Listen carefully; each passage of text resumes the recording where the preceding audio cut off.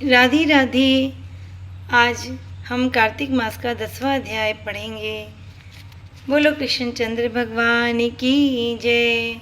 कार्तिक के ठाकुर राई दामोदर की जय। 10वां अध्याय समुद्र पुत्र का ब्रह्मा जी द्वारा नामकरण। राजा पृथु ने कहा, हे देवर्षि नारद, आपको नमस्कार है।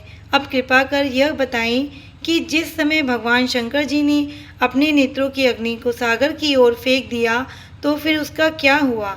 नारद जी ने कहा, हे राजन, वह गंगा सागर के संगम पर जाकर एक बालक के रूप में परिवर्तित होकर रुदन करने लगा। उसके रुदन से पृथ्वी कांप उठी। उसके रोने के शब्द से स्वर्गलोक से सत्यलोक तक सभी के देवी देवता बहरे होने लगे।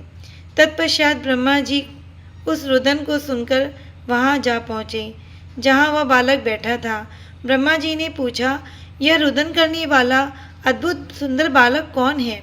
ब्रह्मा जी को वहां आया हुआ देख तथा उनके वचन सुनकर हाथ जोड़कर प्रणाम करता हुआ समुद्र कहने लगा, हे ब्रह्मन, गंगा सागर के संगम पर बैठा यह मेरा पुत्र है। यह कहकर समुद्र ने उस बालक को ब्रह्मा जी की गोद में दे दिया। फिर बोला, हे जगत गुरु, आप ही अब इसके जात कर्म आदि संस्कार कीजिए। समुद्र जब ब्रह्मा जी की से बात कर रहा था तब वह बालक ब्रह्मा जी की दाढ़ी से खेलने में लग गया और उसे हिलाने और खींचने लग गया। उसके इस प्रकार खींचने से पीड़ा के कारण ब्रह्मा जी के नेत्रों में आंसू आ गए। बड़ी मुश्किल से उन्होंने उससे अपनी दाढ़ी छुड़ाई और बोले, हे समुद्र, इसने हमारे नेत्रों को जल से पूर्ण भर दिया है, अतः इसका नाम जलंधर रखता हूँ। यह इसी नाम से देव और असुरों में विख्यात होगा। अपनी तरुणावस्था में संपूर्ण शास्त्रों को जानने वाला होगा। इसकी मृत्यु रुद्र के अतिरिक्त अन्य किसी और से नहीं होगी। जहाँ से इसकी उत्पत्ति हुई है यह वही लीन होगा। नारद जी बोले, हे राजन, ब्रह्मा जी ने ऐसा कहकर असुरों के गुरु शुक्राचार्य को बुलवाया और जलंधर को राजगद्दी पर बिठाकर समुद्र से विदा ली और अपने स्थान को चले गए।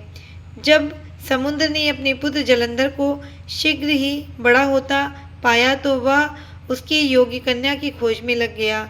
एक दिन कालनेमी ने जलंधर के साथ अपनी कन्या वृंदा का सहर्ष विवाह कर दिया। जलंधर वृंदा जैसी प्रतिव्रता और आज्ञाकारिणी सुंदर स्त्री पाकर अत्यंत प्रसन्न हुआ और गुरु शुक्राचार्य की सहायता से अपना राजकाज करने लगा। देवताओं से संग्राम हार कर जो असुर पातालोक में जा बसे थे वे भी सब अब जलंधर के राज के समय वहीं आकर रहने लग गए। बोलो श्री कृष्णचंद्र भगवान की जय। हमारा 10वां अध्याय समाप्त हुआ। तो इसमें हमारी जलंधर की कथा 11वें अध्याय में आगे फिर मैं आपको सुनाऊंगी आगे की कथा। तो आज यहीं तक। राधे राधे।